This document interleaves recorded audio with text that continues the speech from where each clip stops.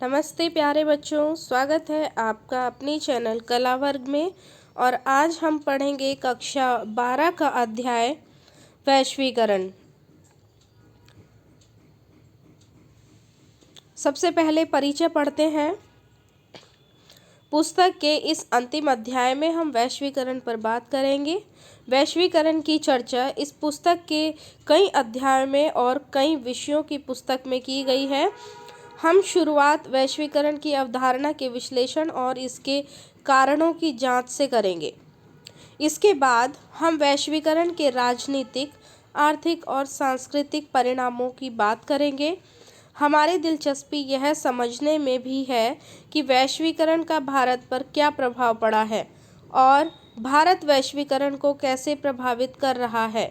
आखिर में हम वैश्वीकरण को लेकर होने वाले प्रतिरोध पर नज़र डालेंगे और जानेंगे कि कैसे भारत के सामाजिक आंदोलन इस प्रतिरोध का हिस्सा है। हमारा फर्स्ट पॉइंट वैश्वीकरण की अवधारणा। अब इसमें कुछ कहानी दी गई है। जनार्दन एक कॉल सेंटर में काम करता है। वह देर दोपहर में काम के लिए निकलता है। दफ्तर में घुसने के साथ ही वह जॉन बन जाता है। नया लहजा अख्तियार कर लेता है और हजारों किलोमीटर दूर अपने ग्राहकों से बात करने के लिए एक नई भाषा बोलने लगता है। अपने घर में वह ना तो यह भाषा और ना ही इस लहजे में बोलता है। वह सारी रात काम करता है, जो दरअसल उसके विदेशी ग्राहकों के लिए दिन का समय होता है। जनार्दन एक ऐसे आदमी को अपनी सेवा प्रदान कर रहा है जिससे बहुत संभव है कि वह कभी आमने सामने की मुलाकात ना कर सके। यही उसकी दिनचर्या है। जनार्दन की छुट्टियां भी भारतीय कैलेंडर से नहीं बल्कि अमेरिका के कैलेंडर से मेल खाती हैं, जहां उसके ग्राहक रहते हैं। अपनी 9 वर्षीय बेटी को जन्मदिन का उपहार देने के लिए रामधारी बाजार गया है। उसने अपनी बेटी को एक छोटी सी साइकिल उपहार में देने का वायदा किया है। रामधारी ने बाजार में जाकर ऐसी साइकिल ढूंढने का फैसला किया जो उसे कीमत के लिहाज से जच जाए और कुछ उम्दा क्वालिटी की हो। उसने आखिरकार एक साइकिल खरीदी जो बनी तो चीन में थी लेकिन बिक भारत में रही है। इस साइकिल की कीमत रामधारी की जेब को माफिक पड़ी और क्वालिटी भी उसे जच गई। रामधारी ने इसे खरीदने का फैसला किया। पिछले साल अपनी बेटी की जिद पर रामधारी ने उसे बार्बी डॉल खरीद कर दिया था, जो दरअसल संयुक्त राज्य अमेरिका में बनी थी और भारत में बिक रही थी। सारिका अपने परिवार में पहली पीढ़ी की शिक्षित है। कठिन मेहनत के बूते स्कूल और कॉलेज में वह अव्वल साबित हुई। अब उसे नौकरी करने और एक स्वतंत्र करियर की शुरुआत करने का अवसर हाथ लगा है। ऐसे अवसर के बारे में उसके परिवार की महिलाएं सोच भी नहीं सकती थी। सारिका के रिश्तेदारों में से कुछ इस नौकरी का विरोध कर रहे हैं, लेकिन सारिका ने आखिरकार यह नौकरी करने का फैसला किया क्योंकि उसकी पीढ़ी के नौजवानों के सामने नए अवसर मौजूद हैं। ये तीनों उदाहरण वैश्वीकरण का एक ना एक पहलू दिखाते हैं। पहले उदाहरण में जनार्दन सेवाओं के वैश्वीकरण में हिस्सेदारी कर रहा है। रामधारी जन्मदिन के लिए जो उपहार खरीद रहा है उसमें हमें विश्व के एक भाग से दूसरे भाग में वस्तुओं की आवाजाही का पता चलता है। सारिका के सामने जीवन मूल्यों के बीच दुविधा की स्थिति है। यह दुविधा अंशतः उन अवसरों के कारण पैदा हुई है जो उसके परिवार की महिलाओं को पहले से उपलब्ध नहीं थे, लेकिन आज वे एक सच्चाई है और जिन्हें व्यापक स्वीकृति मिल रही है। यदि हम वास्तविक जीवन में वैश्वीकरण शब्द के इस्तेमाल को परखें तो पता चलेगा कि इसका इस्तेमाल कई तरह के संदर्भों में होता है। नीचे कुछ उदाहरण दिए जा रहे हैं, इन्हें देखिए। ये उदाहरण ऊपर के उदाहरणों से कुछ अलग हैं। फसल के मारे जाने से कुछ किसानों ने आत्महत्या कर ली। इन किसानों ने एक बहुराष्ट्रीय कंपनी से बड़े महंगे बीज खरीदे थे। यूरोप स्थित एक बड़ी और अपनी प्रतियोगी कंपनी को एक भारतीय कंपनी ने खरीद लिया, जबकि खरीदी गई कंपनी के मालिक इस खरीदारी का विरोध कर रहे थे। अनेक खुदरा दुकानदारों को भय है कि अगर कुछ बड़ी अंतर्राष्ट्रीय कंपनियों ने देश में खुदरा दुकानों की अपनी श्रृंखला खोल ली तो उनकी रोजी रोटी जाती रहेगी। मुंबई के एक फिल्म निर्माता पर आरोप लगे कि उसने हॉलीवुड में बनी एक फिल्म की कहानी उठाकर अपनी फिल्म बना दी है। पश्चिमी परिधान पहनने वाली कॉलेज की छात्राओं को एक उग्रवादी संगठन ने अपने एक बयान में धमकी दी है। ये उदाहरण हमें बताते हैं कि वैश्वीकरण हर अर्थ में सकारात्मक ही नहीं होता, लोगों पर इसके दुष्प्रभाव भी पड़ सकते हैं। दरअसल ऐसे लोगों की संख्या ज़्यादा है जो मानते हैं कि वैश्वीकरण के सकारात्मक प्रभाव कम और नकारात्मक प्रभाव ज़्यादा है। इन उदाहरणों से यह भी पता चलता है कि वैश्वीकरण सिर्फ आर्थिक मसलों से नहीं जुड़ा और जरूरी नहीं कि प्रभावों की दिशा हमेशा धनी मुल्कों से गरीब मुल्कों की ओर गतिशील हो। चूँकि वैश्वीकरण शब्द का प्रयोग अधिकांशतया सटीक अर्थों में नहीं होता है, इसलिए यह स्पष्ट करना जरूरी है कि इसका सही अर्थ क्या है। इस अवधारणा के रूप में वैश्वीकरण की बुनियादी बात है प्रवाह। प्रवाह कई तरह के हो सकते हैं। देखिए, वैश्वीकरण इस एक अवधारणा के रूप में अगर हम वैश्वीकरण की बात करें तो इसकी बुनियादी बात है प्रवाह। प्रवाह कई तरह के हो सकते हैं। वैश्वीकरण के एक हिस्से के विचारों का दूसरे हिस्से में पहुंचना, पूंजी का एक जगह से दूसरे जगह जाना, वस्तुओं का कई देशों में पहुंचना और उनका व्यापार तथा बेहतर जीविका की तलाश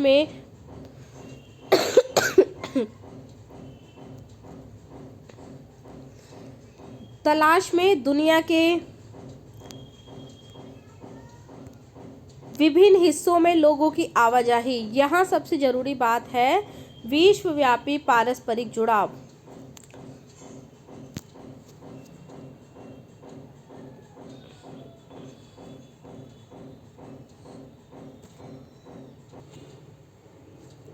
ये पॉइंट आपको अपनी कॉपी में नोट करना है, जिसको मैंने अंडरलाइन किया है। चलिए अब हम आगे चलते हैं। देखिए, ये जो है जो मैंने आपको नोट करने के लिए बोला है, ये वैश्वीकरण की परिभाषा हो गई है।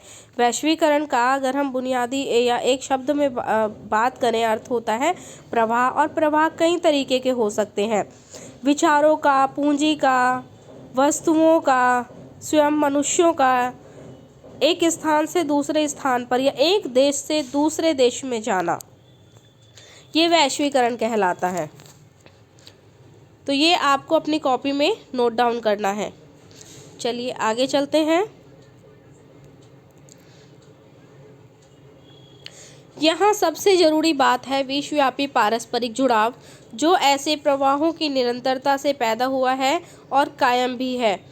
वैश्वीकरण एक बहुआयामी अवधारणा है। इसके राजनीतिक, आर्थिक और सांस्कृतिक अवतार हैं और इनके बीच ठीक भेद किया जाना चाहिए।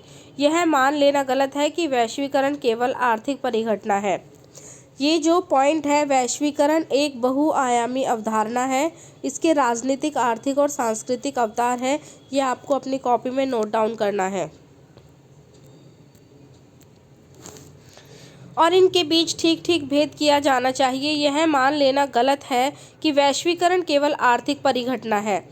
ठीक इसी तरह यह मान लेना भी भूल होगी कि वैश्वीकरण एकदम सांस्कृतिक परिघटना है।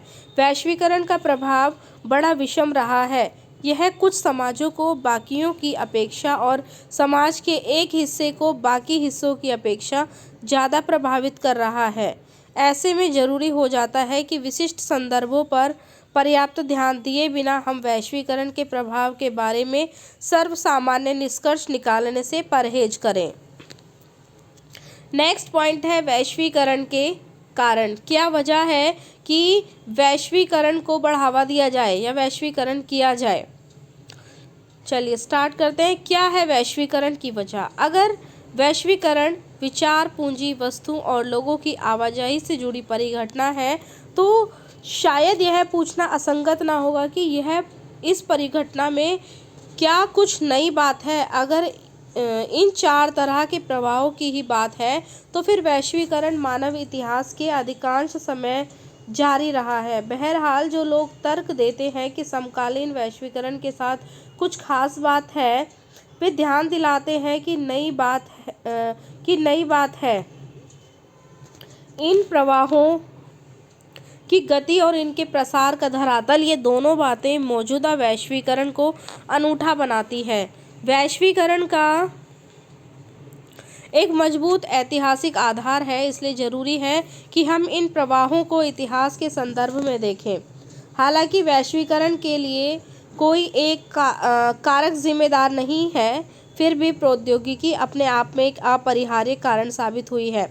इसमें कोई शक नहीं कि टेलीग्राफ, टेलीफोन और माइक्रोचिप के नवीनतम आविष्कारों ने विश्व के विभिन्न भागों के बीच संचार की क्रांति कर दिखाई है। ये पॉइंट बच्चों नोट करना है आपको अपनी कॉपी में।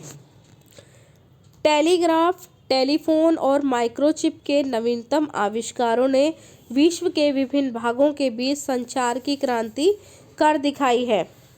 शुरू में जब छपाई की तकनीक आई थी तो उसने राष्ट्रवाद की आधारशिला रखी थी। ये पूरा पॉइंट आपको नोट करना है, 2 पॉइंट बना लेना। एक टेलीग्राफ से बनाना है और दूसरा बनाना है यहाँ से, जब छपाई की तकनीक आई थी।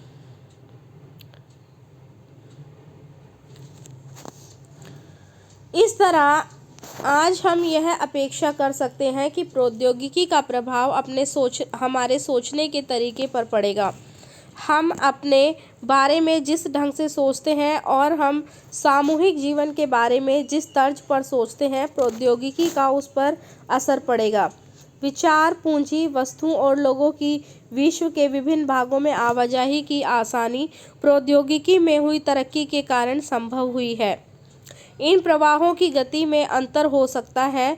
उदाहरण के लिए, विश्व के विभिन्न भागों के बीच पूंजी और वस्तु की गतिशीलता लोगों की आवाजाही की तुलना में ज़्यादा तेज और व्यापक होगी। बहरहाल, संचार साधनों की तरक्की और उनकी उपलब्धता मात्र से वैश्वीकरण अस्तित्व में आया है, ऐसी बात नहीं। यहाँ जरूरी बात यह है कि विश्व के विभिन्न भागों के लोग अब समझ रहे हैं कि वे आपस में जुड़े हुए हैं। आज हम इस बात को लेकर सजग हैं कि विश्व के एक हिस्से में घटने वाली घटना का प्रभाव विश्व के दूसरे हिस्से में भी पड़ेगा। बर्ड फ्लू अथवा सुनामी किसी एक राष्ट्र की हदों में सिमटे नहीं रहते। ये घटनाएं राष्ट्रीय सीमाओं का जोर नहीं मानती। ठीक इसी तरह जब बड़ी आर्थिक घटनाएं होती हैं तो उनका प्रभाव उनके मौजूदा स्थान अथवा क्षेत्रीय परिवेश तक ही नहीं रहता, बल्कि विश्व भर में महसूस किया जाता है। अब इसी तरह की एक बड़ी जो महामारी है वो कोरोना वायरस अब इस समय देश में फैला हुआ है। नेक्स्ट पॉइंट है राजनीतिक प्रभाव। वैश्वीकरण की समकालीन प्रक्रियाओं के प्रभाव के बारे में जारी बहसों में एक यह है कि इसका राजनीतिक असर क्या हो रहा है। राज्य की संप्रभुता की परंपरागत धारणा पर वैश्वीकरण का असर कैसे होता है, इस सवाल का जवाब देते समय हमें कम से कम 3 पहलुओं का ध्यान रखना होगा। सबसे सीधा सरल विचार यह है कि वैश्वीकरण के कारण राज्य की क्षमता यानी सरकारों को जो करना है उसे करने की ताकत में कमी आती है। पूरी दुनिया में कल्याणकारी राज्य की धारणा अब पुरानी पड़ गई है और इसकी जगह न्यूनतम हस्तक्षेपकारी राज्य ने ले ली है। इसको आप नोट करिएगा अपनी कॉपी में। दुनिया में कल्याणकारी राज्य की धारणा पुरानी पड़ गई है और इसकी जगह न्यूनतम हस्तक्षेपकारी राज्य ने ले ली है। राज्य अब कुछ एक मुख्य कामों तक ही अपने को सीमित रखता है, जैसे कानून बनाना और कानून व्यवस्था कायम करना। जैसे कानून और व्यवस्था को बनाए रखना तथा अपने नागरिकों की सुरक्षा करना। इस तरह के राज्य ने अपने को पहले के कई ऐसे लोक कल्याणकारी कामों से खींच लिया है जिनका लक्ष्य आर्थिक और सामाजिक कल्याण होता था। लोक कल्याणकारी राज्य की जगह अब बाजार आर्थिक और सामाजिक प्राथमिकताओं का प्रमुख निर्धारक है। पूरे विश्व में बहुराष्ट्रीय निगम अपने पैर पसार चुके हैं और उनकी भूमिका बढ़ी है। इससे सरकारों के अपने दम पर फैसला करने की क्षमता में कमी आती है। पूरे विश्व में बहुराष्ट्रीय निगम अपने पैर पसार चुके हैं और उनकी भूमिका बढ़ी है। इससे सरकारों के अपने दम पर फैसला लेने की क्षमता में कमी आती है। इसी के साथ एक बात और भी है, वैश्वीकरण से हमेशा राज्य की ताकत में कमी आती हो ऐसी बात नहीं है। राजनीतिक समुदाय के आधार के रूप में राज्य की प्रधानता को कोई चुनौती नहीं मिली है और राज्य इस अर्थ में आज भी प्रमुख है। विश्व की राजनीति में अब भी विभिन्न देशों के बीच मौजूदा पुरानी ईर्ष्या और प्रतिद्वंदिता की दखल है। राज्य कानून और व्यवस्था, राष्ट्रीय सुरक्षा जैसे अपने अनिवार्य कार्यों को पूरा कर रहे हैं और बहुत सोच समझकर अपने कदम उन्हीं दायरों से खींच रहे हैं जहां उनकी मर्जी हो। राज्य अभी भी महत्वपूर्ण बने हुए हैं। वस्तुतः कुछ मायनों में वैश्वीकरण के फलस्वरूप राज्य की ताकत में इजाफा हुआ है।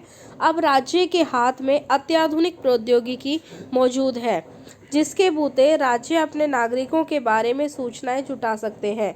इस सूचना के दम पर राज्य ज़्यादा कारगर ढंग से काम कर सकते हैं।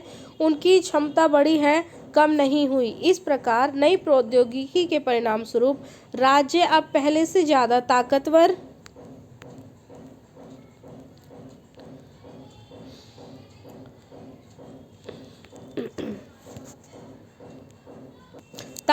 है।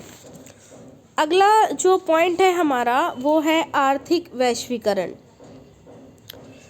वैश्वीकरण के आर्थिक प्रभाव। वैश्वीकरण के आर्थिक पहलू के बारे में सब कुछ भले ही नहीं जाना जा सके, लेकिन यह कहा जा सकता है कि वैश्वीकरण को लेकर जारी बहसों का बड़ा हिस्सा और इस बहस की दिशा में इसी पहलू से संबंधित है। इस समस्या का एक पक्ष तो यही है कि आर्थिक वैश्वीकरण को कैसे परिभाषित किया जाए।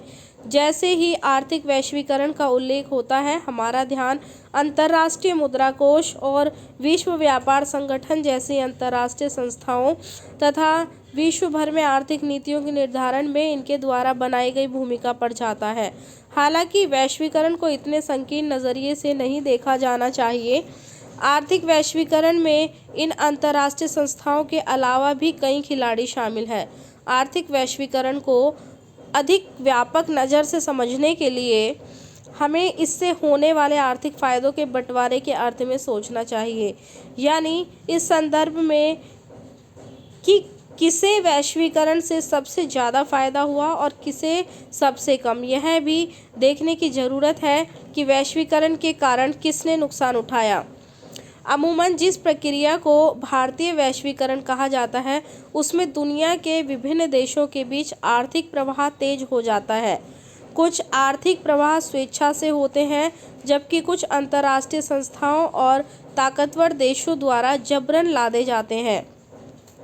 जैसा कि हमने इस अध्याय की शुरुआत में देखा, ये प्रवाह कई किस्म के हो सकते हैं, जैसे वस्तुओं, पूंजी, जनता अथवा विचारों का प्रवाह। वैश्वीकरण के चलते पूरी दुनिया में वस्तुओं के व्यापार में इजाफा हुआ है।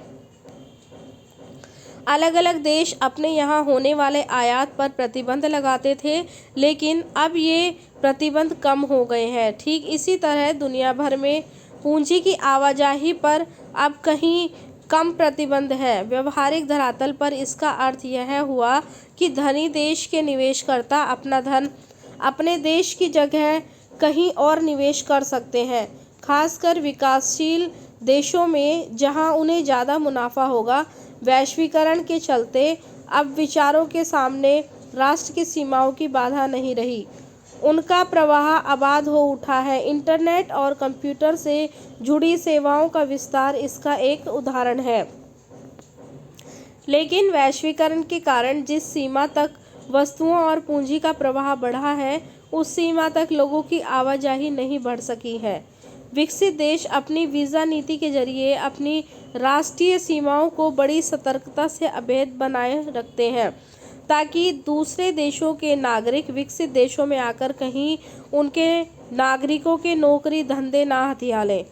वैश्वीकरण के परिणामों पर सोचते हुए हमें इस बात का ध्यान रखना चाहिए कि हर जगह एक समान नीति अपना लेने का मतलब यह नहीं होता कि हर जगह परिणाम भी समान होंगे।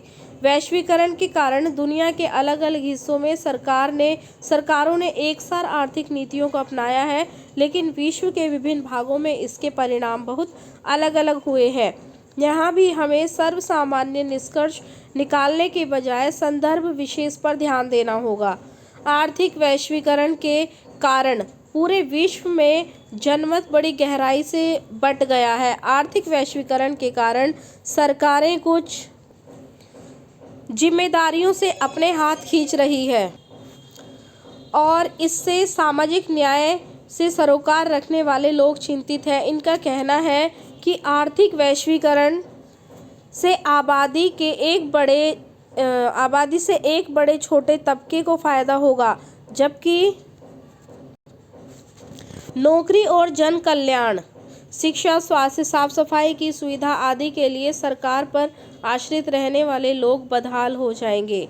सामाजिक न्याय के पक्षधर इस बात पर जोर देते हैं कि कुछ सांस्थानिक उपाय किए जाने चाहिए, या कहे कि सामाजिक सुरक्षा कवच तैयार किया जाना चाहिए, ताकि जो लोग आर्थिक रूप से कमजोर हैं उन पर वैश्वीकरण के दुष्प्रभावों को कम किया जा सके।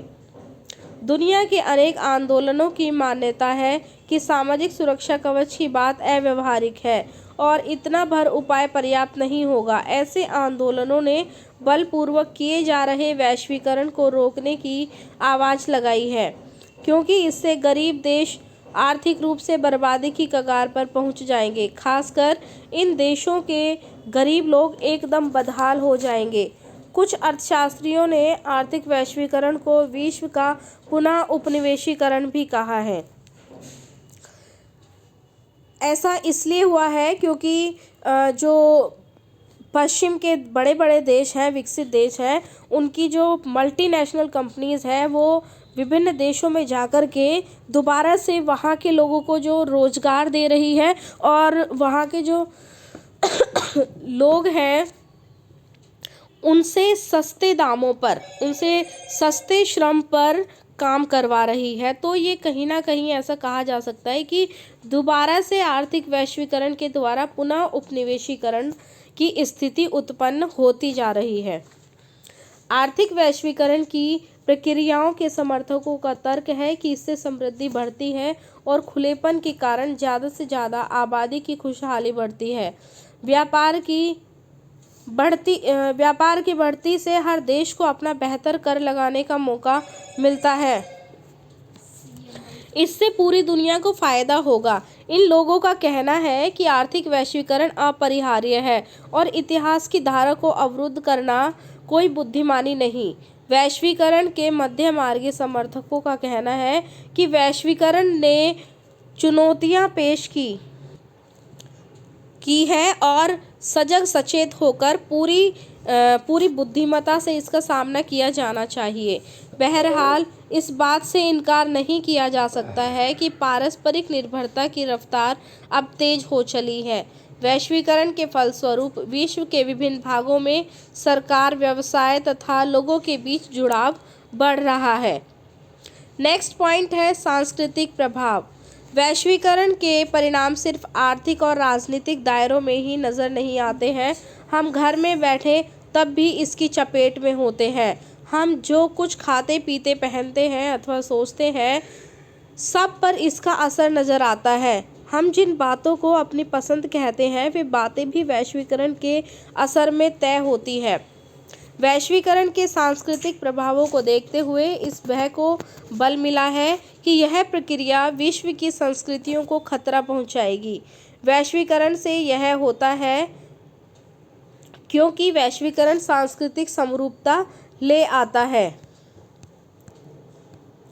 सांस्कृतिक समरूपता का अर्थ यह नहीं है कि किसी विश्व संस्कृति का उदय हो रहा है। विश्व संस्कृति के नाम पर दरअसल शेष विश्व पर पश्चिमी संस्कृति लादी जा रही है। हम लोग अमेरिकी वर्चस्व वाले अध्याय 3 में वर्चस्व के सांस्कृतिक अर्थ के अंतर्गत इस बात को पढ़ चुके हैं। कुछ लोगों का तर्क है कि बर्गर अथवा नीली जींस की लोकप्रियता का नज़दीकी रिश्ता अमेरिकी जीवन शैली के गहरे प्रभाव से है, क्योंकि राजनीतिक और आर्थिक रूप से प्रभुत्वशाली संस्कृति कम ताकतवर समाजों पर अपनी छाप छोड़ती है और संसार वैसा ही दिखता है जैसा ताकतवर संस्कृति इसे बनाना चाहती है। जो यह तर्क देते हैं वे अक्सर दुनिया के मैकडॉनल्डीकरण की तरफ इशारा करते हैं। उनका मानना है कि विभिन्न संस्कृतियां अब अपने को प्रभुत्वशाली अमेरिकी ढर्रे पर ढालने लगी है। चूँकि इससे पूरे विश्व की समृद्ध सांस्कृतिक धरोहर धीरे धीरे खत्म होती है, इसलिए यह केवल गरीब देशों के लिए ही नहीं बल्कि समूची मानवता के लिए खतरनाक है। इसके साथ साथ यह मान लेना एक भूल है कि वैश्वीकरण के सांस्कृतिक प्रभाव सिर्फ नकारात्मक है। संस्कृति कोई जड़ वस्तु नहीं होती, यह हर संस्कृति हर समय बाहरी प्रभावों को स्वीकार करती रहती है। कुछ बाहरी प्रभाव नकारात्मक होते हैं क्योंकि इससे हमारी पसंदों में कमी आती है। कभी कभी बाहरी प्रभावों से हमारी पसंद नापसंद का दायरा बढ़ता है, तो कभी इससे परंपरागत सांस्कृतिक मूल्यों को छेड़े बिना संस्कृति का परिष्कार होता है। बर्गर मसाला डोसा का विकल्प नहीं है, इसलिए बर्गर से वस्तुतः कोई खतरा नहीं है। इससे हुआ मात्र इतना है कि हमारे भोजन की पसंद में एक चीज़ और शामिल हो गई है। दूसरी तरफ नीली जींस भी हथकरघा पर बुने खादी के कुर्ते के साथ खूब चलती है। यहाँ हम बाहरी प्रभाव से एक अनूठी बात देखते हैं कि नीली जींस के ऊपर खादी का कुर्ता पहना जा रहा है। मज़ेदार बात तो यह है कि इस अनूठे पहनावे को अब उसी देश को निर्यात किया जा रहा है जिसने हमें नीली जींस दी है। जींस के ऊपर कुर्ता पहने अमेरिकियों को देखना अब संभव है। सांस्कृतिक समरूपता वैश्वीकरण का एक पहलू है, तो वैश्वीकरण से इसका उल्टा प्रभाव भी पैदा हुआ है। वैश्वीकरण से हर संस्कृति कहीं ज़्यादा अलग और विशिष्ट होती जा रही है। इस प्रक्रिया को सांस्कृतिक वैभिन्नीकरण कहते हैं। इस पॉइंट को आप नोट डाउन करिए अपनी कॉपी में।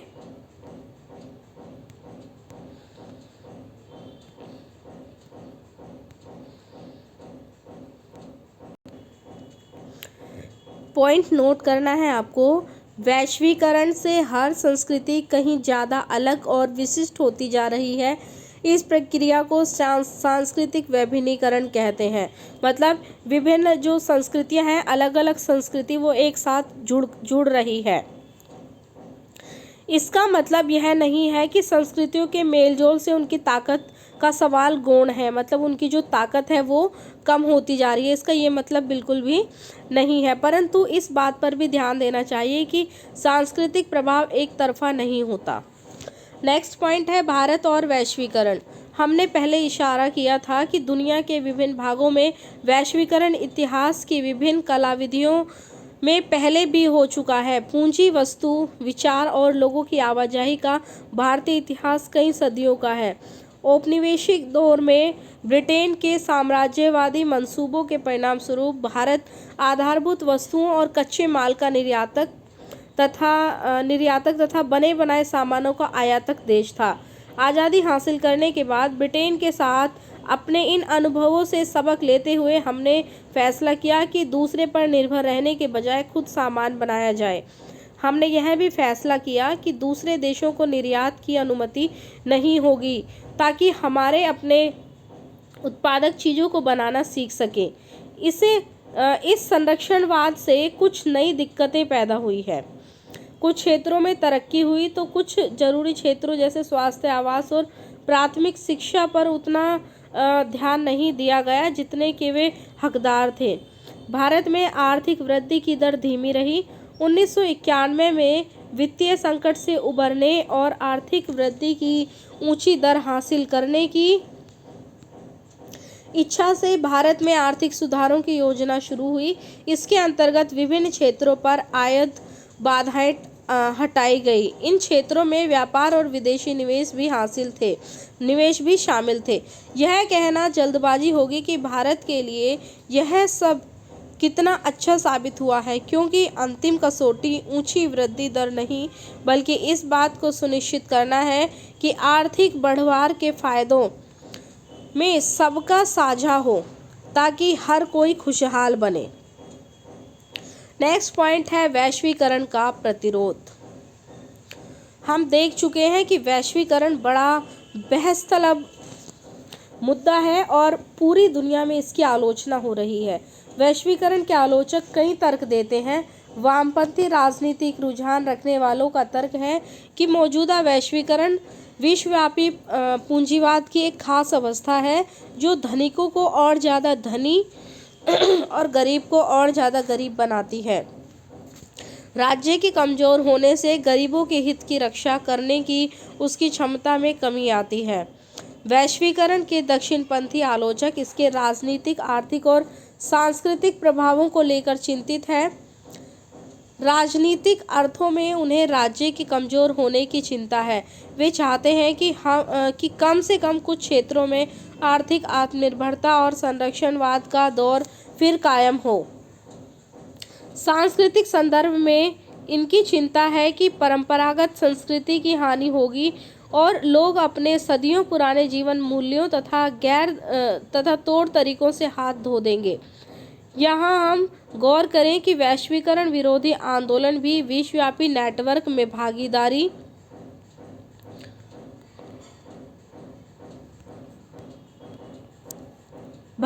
करते हैं और अपने से मिलती जुलती सोच रखने वाले दूसरे देशों के लोगों से गठजोड़ करते हैं। वैश्वीकरण विरोधी बहुत से आंदोलन वैश्वीकरण की धारणा में विरोधी नहीं बल्कि वैश्वीकरण के किसी खास कार्यक्रम के विरोधी हैं, जिसे वे साम्राज्यवाद का एक रूप मानते हैं। 1999 में सिएटल में विश्व व्यापार संगठन की मंत्री स्तरीय बैठक हुई। यहाँ बड़े पैमाने पर, ये आप नोट डाउन करो अपनी कॉपी में, 1999 सिएटल में विश्व व्यापार संगठन की मंत्री स्तरीय बैठक हुई।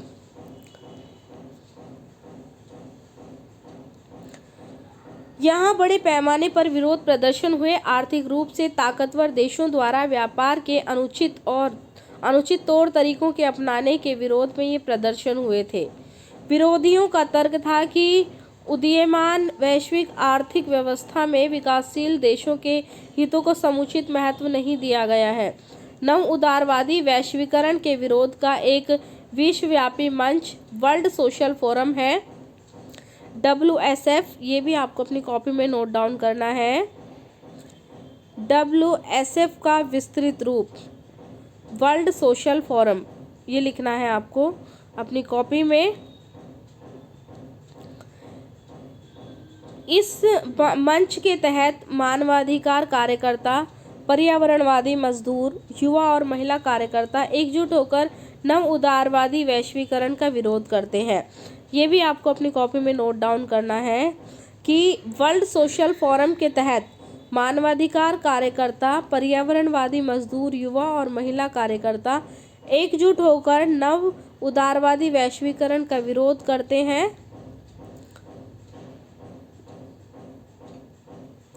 वर्ल्ड सोशल फोरम की पहली बैठक 2001 में ब्राज़ील के पोर्टो अल्गेरे में हुई। मोस्ट इम्पोर्टेंट नोट करिए, वर्ल्ड सोशल फोरम की पहली बैठक 2001 में ब्राज़ील के पोर्टो अल्गेरे में हुई। 2004 में इसकी चौथी बैठक मुंबई में हुई थी। इसकी बैठक ब्राज़ील में मार्च 2018 में हुई। तो इनमें से पहली बैठक सबसे ज़्यादा इम्पोर्टेंट है, आपको तीनों नोट डाउन करनी है। भारत और वैश्वीकरण, नेक्स्ट पॉइंट है वैश्वीकरण के प्रतिरोध को लेकर भारत के अनुभव क्या है। सामाजिक आंदोलनों से लोगों को अपने आस पड़ोस की दुनिया को समझने में मदद मिलती है। लोगों को अपनी समस्याओं के हल तलाशने में भी सामाजिक आंदोलनों से मदद मिलती है। भारत में वैश्वीकरण का विरोध कई हलकों से हो रहा है। आर्थिक वैश्वीकरण के खिलाफ वामपंथी तेवर की आवाज़ें राजनीतिक दलों की तरफ से उठी है, तो इंडियन सोशल फोरम जैसे मंचों से भी औद्योगिक, श्रमिक और किसानों के संगठनों ने बहुराष्ट्रीय निगमों के प्रवेश का विरोध किया है।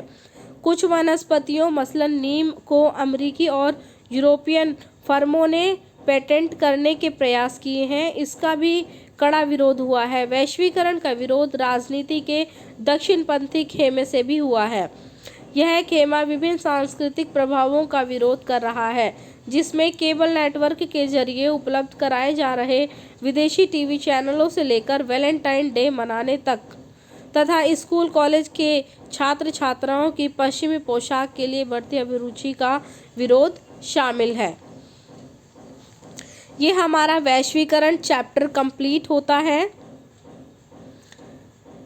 जो इम्पोर्टेंट पॉइंट्स आपको इस वीडियो में बताए गए हैं उनको आप अपनी कॉपी में नोट डाउन करिएगा